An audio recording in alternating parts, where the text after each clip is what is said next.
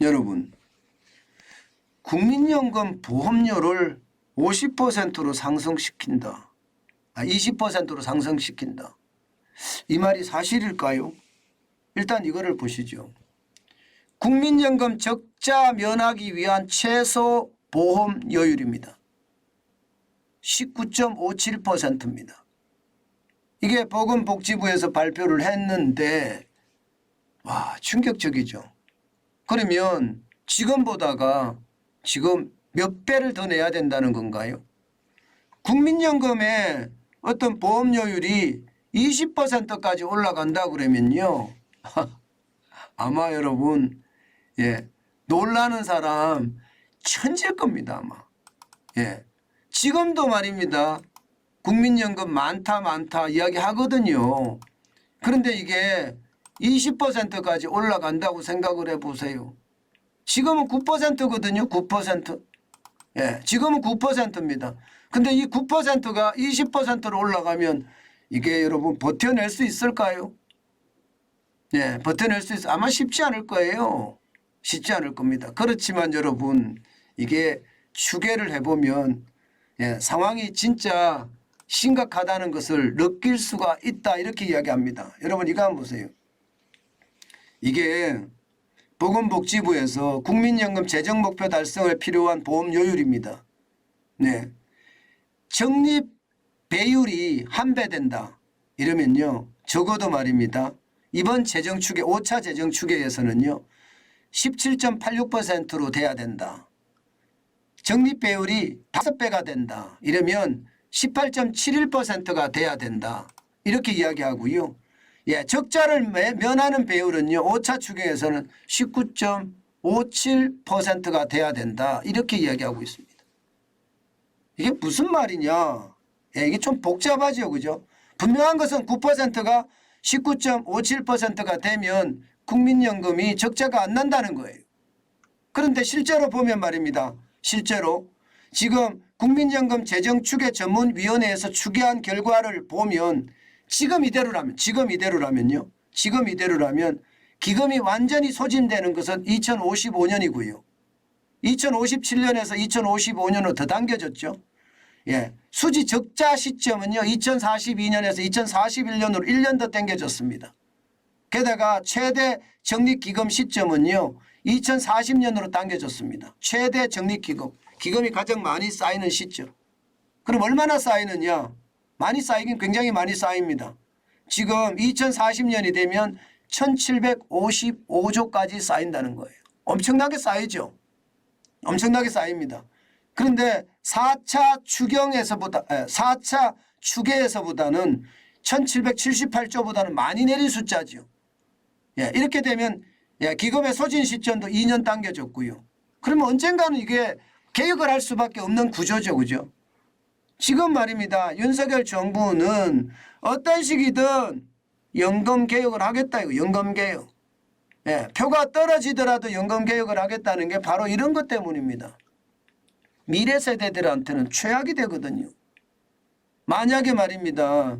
미래 세대들은 2055년 그 시점에 가면 미래 세대들은 국민연금을 못 받는다는 결론이 생기는 거예요. 그렇기 때문에 이게 충격적이다 이렇게 이야기할 수가 있는 거고요. 여기에다가 말입니다. 추계한 것도 말입니다. 추계한 것도 국민연금 보험료를 20%로 하자. 9%가 20%로 올라가는 거거든요. 그 추계에 보면 합산 출산율을 보면 너무 높이 잡았습니다. 여러분 알다시피 지금 합산 출산율이 얼마나 되나요? 지금 2023년 현재 0.73이에요. 그런데 2030년에는 올라간다고 잡았습니다. 0.96으로. 그리고 2040년에도 1.19로 올라간다고 잡았고요. 2060년에도 1.21로 올라간다고 잡았습니다. 지금 여러분 저출산 고령화 상황이 이게 쉽게 바뀔까요? 쉽게 바뀔까요? 쉽지 않습니다. 진짜 쉽지 않습니다. 지금 저출산 고령화 사회를 타개할 수 있는 방법이 제대로 나와야 되는데 그게 나오기가 참 쉽지 않거든요. 사실 누구든지 이 개혁은 해야 되는데 개혁하기가 참 만만치 않거든요. 예, 연금 적게 준다고 생각을 해보세요, 여러분. 난리 날 일입니다. 지금 프랑스가 난리 났죠. 예, 프랑스가 연금 개혁에서 예, 결국은 더 늦게 받고 더 적게 줄 수도 있는 상황이 올 거거든요. 근데 아마 제 생각에는요, 더 늦게 받는 거는 가능한데요, 예, 더 적게 받는 거는 불가능할 수도 있을 거예요. 아마 윤석열 정부의 어떤 방향이 더 늦게 받고 그죠? 예, 쉽게 말하면 더 적게 주는, 예, 더 많이 주는, 낸 것보다 더 많이 주는 그런 방향으로 가지 않을까 싶기는 한데, 어쨌든 추계 자체도 지금 출산율이 늘어난다는 가정하에 됐기 때문에 이것도 사실은 20%도 굉장히 적다고 보입니다. 분명한 것은 진짜로 20% 올라가면 아마 난리 날 거예요. 난리 날 겁니다. 그만큼 말입니다. 상황이 굉장히 어려워지고요. 특히 말입니다. 이 그래프를 보면 여러분들 놀라실 거예요. 2050년이 가입자와 수급자가 예, 데드 클로스 되는 시점이거든요. 그러니까 예, 2050년이 되면요, 수급자가 훨씬 많아요, 가입자보다. 저출산이 그만큼 심각하다는 거죠. 2050년이 되면. 예, 그래서 저출산을 빨리 합계 출산율을 올리는 방안 이게 잡아야 되거든요. 저는 정부가 지금까지 어마어마한 돈을 쏟아 부었는데 예, 합계 출산율을 올리지 못한다는 거. 특히 말입니다. 한 달에 신생아 수가 2만 밑으로 떨어진다고 이야기하는 것은 충격적입니다, 사실. 대한민국이 소멸해 간다는 뜻이에요. 제가 여러분들에게 늘 말씀드리다시피 국가 지도자들이 경각심을 가져야 되는데 위기의식이 없다. 이 말씀 많이 드리죠. 이게 바로 이런 데 있습니다. 확실하게 인구가 줄고 출산율이 주는 것에 대해서는 가져야 되는데 그에 대한 경각심이 줄어든다는 거 참 심각하다고 생각을 합니다. 여러분, 이 그래프를 보면 진짜 심각한 게 2060년이 돼 보세요. 가입자는 1251만이고요. 돈을 받는 사람은 1569만 명입니다. 심각하죠.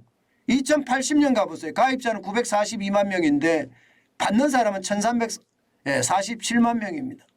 2093년을 가보도 예, 가입자는 631만 명인데 받는 사람은 1030만 명이에요. 나라가 점점 쪼그라든다는 게 또 보이시죠. 저는 그래서 충격이 된다고 생각을 합니다. 예, 최대한 제대로 국가 미래를 생각하는 사람들이라면 시간을 가지고 충분히 생각을 해야 된다. 그 말씀을 다시 한번 올립니다. 위기의식을 가지지 못하면 나라가 침몰해도 예, 권력에만 눈이 먼 사람들이 많아질까 두렵습니다. 그래서 위기의식이 반드시 국가 지도자들에게는 있어야 되고요. 그 위기의식이 정책으로 많이 만들어져야 된다고 저는 생각합니다.